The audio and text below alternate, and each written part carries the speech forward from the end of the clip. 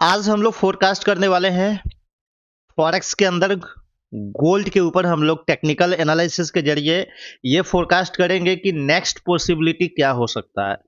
यहाँ से gold bullish होगा या बियरिश होगा, इसको हम लोग टेक्निकल एनालिसिस के जरिए बहुत ही डिटेल में समझने वाले हैं। तो ज्यादा देर ना करते हुए हम लोग वीडियो को स्टार्ट करते हैं और इसको समझने की कोशिश करते हैं। जैसा कि आप सभी को दिख रहा होगा, ये H4 के टाइम फ्रेम का गोल्ड का चार्ट है।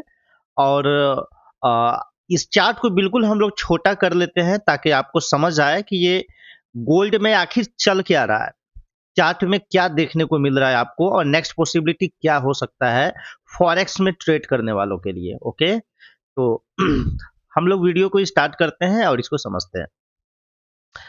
सबसे पहले तो आपको एक इंडिकेटर लगा लेना है चार्ट पे, जिसको हम बोलते हैं MACD।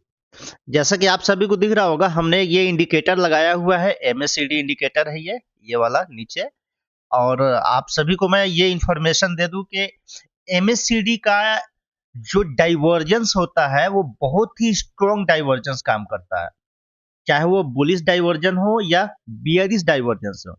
ये दोनों बहुत ही स्ट्रॉन्ग काम करता है चार्ट पे। और प्राइस में क्या होने वाला है ये पहले ही आपको प्रिडिक्ट कर देता है। डाइवर्जेंस के जरिए आप ये समझ जाते हो कि प्राइस में क्या स्ट्रेंथ है, मार्केट यहाँ से क्या करना चाह रहा है, ये हिंट आपको मिल जाता है। तो ऐसे ही हम लोग डाइवर्जेंस के थ्रू प्राइस को पकड़ेंगे। गोल्ड का चार्ट है यहाँ पे H4 के टाइम फ्रेम का। और इसके लिए आप क्या करेंगे, सबसे पहले ये MACD के जो हाई का पॉइंट है ये यहाँ पे आप ले लेंगे इसको। ओके, ये वाला हाई का पॉइंट है MACD का, राइट। और उसके बाद में जो लेटेस्ट एंड में प्राइस चल रहा है, इसके बाद ये हाई का पॉइंट है MACD का, ये वाला हाई का पॉइंट है, ठीक है। तो अब यहाँ पे देखेंगे तो जिस तरह से प्राइस मूवमेंट करता है एग्जैक्ट वैसे ही MACD काम करता है, राइट। जैसे जैसे प्राइस मूवमेंट कर रहा है वैसे वैसे MACD भी मूव कर रहा होता है चार्ट के ऊपर, ठीक है। लेकिन जब प्राइस में डाइवर्जेंस बनेगा तो उसमें क्या देखने को मिलेगा, प्राइस के अकॉर्डिंग अगेन काम करना स्टार्ट कर देगा MACD। यानी कि प्राइस कुछ और यहाँ पे चलेगा और MACD कुछ और तरीके से चलना स्टार्ट हो जाएगा। इसका एग्जांपल हम लोग मिला लेते हैं। हम लोग इस लेवल को ले लेते हैं और यहाँ से देखिए प्राइस किस तरह से गया है। ये हायर हाई की तरफ प्राइस गया है गोल्ड का।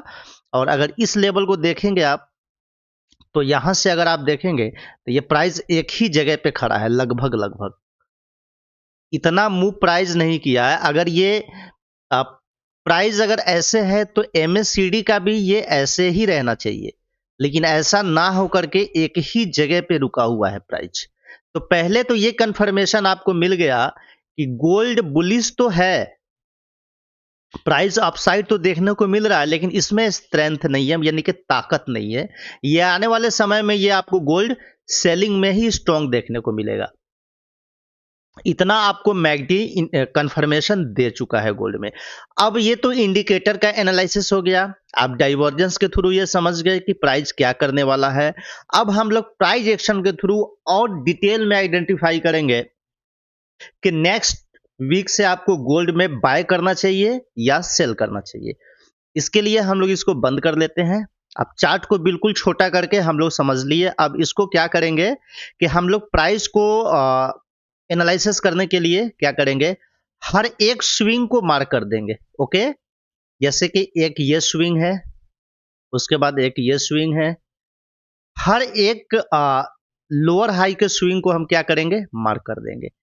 अब जैसा कि आप सभी को पता है कि एसएमसी में आपको बताया जाता होगा कि एक सबसे लेटेस्ट लो और सबसे लेटेस्ट हाई ये किसी भी कंडीशन में ब्रेक नहीं होने चाहिए। जब तक प्राइस अप ट्रेंड था कोई भी एक ऐसा नहीं हुआ कि इसको ब्रेक करके और फिर ऐसे चला जाए, इसको ब्रेक करके इस तरह से और फिर ये ऐसे चला जाए, कहीं पे भी प्राइस में देखने को नहीं मिल रहा है इससे पहले। लेकिन अगर आप करंट प्राइस को देखेंगे तो इसका ये लो था और ये हाई था, और ये प्राइस ने क्या किया, इसको यहां से ब्रेक किया, क्लियरली इस वाले स्ट्रक्चर को ब्रेक किया। और इसके बाद से ये 50% के आसपास में ये रिटेस्ट करके बार बार रुक रहा है। इसका मतलब ये है कि आने वाले समय में ये नेक्स्ट पॉसिबिलिटी डाउन साइड ही देखने को मिलेगा। पहला कंफर्मेशन डाइवर्जेंस, दूसरा कंफर्मेशन प्राइस, यानी कि इसको बोलते हैं चोक, चेंज ऑफ कैरेक्टर। तो आने वाले समय में ये गोल्ड की पॉसिबिलिटी है, इस तरह से प्राइस आपको देखने को मिल सकता है, फुल्ली बियरिश आपको गोल्ड देखने को मिलेगा। तो जो लोग भी अचानक से बाय बाय इस तरह से करके ट्रेड कर रहे हैं, तो बाय में अभी नहीं रहना है। बुलिश स्ट्रक्चर फिलहाल गोल्ड के ऊपर खत्म होता हुआ दिख रहा है। मार्केट जब भी ऊपर साइड की जाए, आप सभी को मैं बता दूं, ये लेवल आपका प्रोटेक्टेड लेवल है, ये स्टॉप लॉस का लेवल है।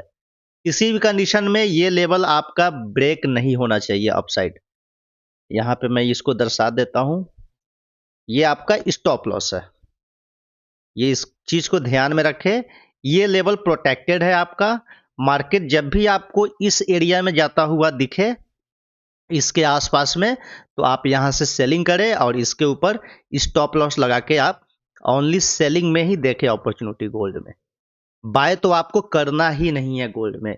अगर स्टॉप लॉस आपका हिट हो जाए, इस तरह से प्राइस अगर चल जाए, तो उसके बाद ये सारा स्ट्रक्चर इनवैलिड हो जाएगा और प्राइस और बुलिश होने के चांसेस होगा। बट ये पॉसिबिलिटी बहुत ही कम है। फिलहाल आपको गोल्ड में सेलिंग अपॉर्चुनिटी है।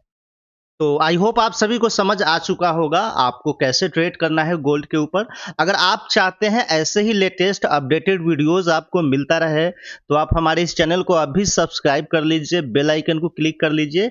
इससे आपको ट्रेडिंग में बहुत हेल्प मिलेगा। Finally best of luck.